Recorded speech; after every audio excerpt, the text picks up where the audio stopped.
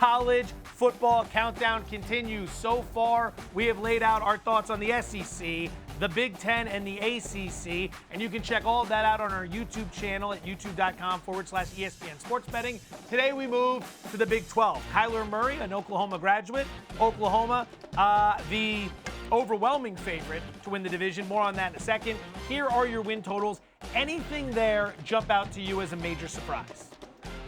No, nothing shocks me at all. Maybe that Texas is maybe still a little overrated relative to Oklahoma State and TCU, but that looks just about right to me. Tom Herman left the cupboards stocked in Austin, but it's Steve Sarkisian. It's a new program, and you never know. People love to bet Texas, but rarely does it work out for them. So here's what we're going to do. Oklahoma has won the conference in each of the last 6 years. They're currently an odds-on favorite to win again at -160. Would you put your money on them, or would you put it anywhere else? I would put it elsewhere.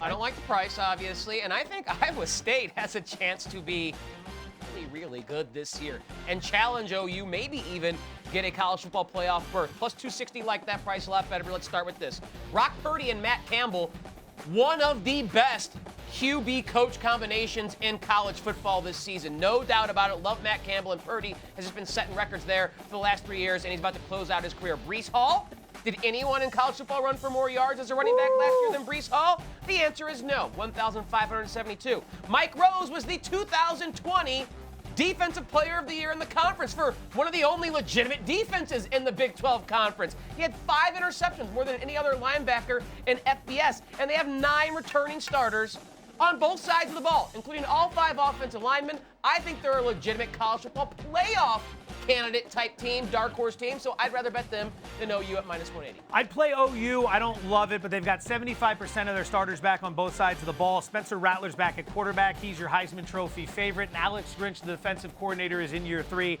and he has transformed this unit. They also get all their major games at home. Iowa State will be in Norman. Texas, of course, the neutral site game. One note, if you like Iowa State like Tyler, and you should because they're very good, Iowa State struggles to get out of the first month of the season, and in week 2 they play Iowa in a marquee showdown.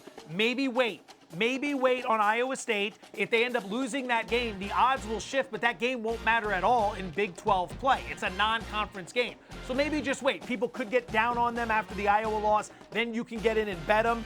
Won't mean anything for the conference play. That might be the time to strike. So we laid out who we think is going to win and how we would bet the conference. Give me a win total that's popping in your opinion. I don't know why I said that. I immediately regret that. I would like to retract that. Not popping. Give me a bet you like. I liked it. It sounded terrible. I'll pop off.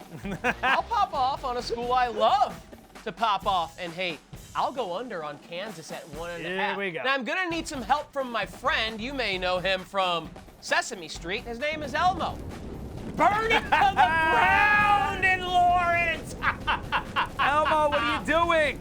Well, he's helping me explain Kansas is a complete dumpster fire as a football program. Les Miles, dismissed as the head coach, had to scramble to bring in a new staff.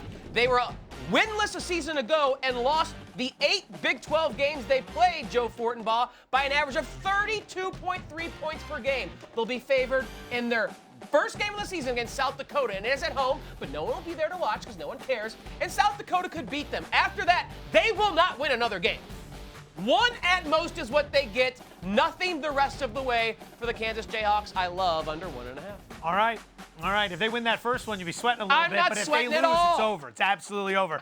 I will give you one that's a little bit more towards the middle ground here. TCU over 7.5 wins. All the talk about Oklahoma, all the talk about Iowa State. Do not sleep on Gary Patterson's Horned Frogs. 18 starters are back, including 10 on offense, which includes dual threat quarterback Max Duggan, who from year 1 to year 2 showed remarkable progress in completion percentage, progressions, working his way through the offense. The schedule is tough, I'm not going to lie, but I think 4-1 through the opening 5 games is possible. TCU, remember, 7-2 against Texas since they joined the Big 12. They've had a lot of success against that team. Home games this year against Baylor and Kansas are wins later in the year that are going to push us over the total. Don't be surprised. If Iowa State stumbles, TCU is going to be the team that slides in to take on Oklahoma in the Big 12 championship game.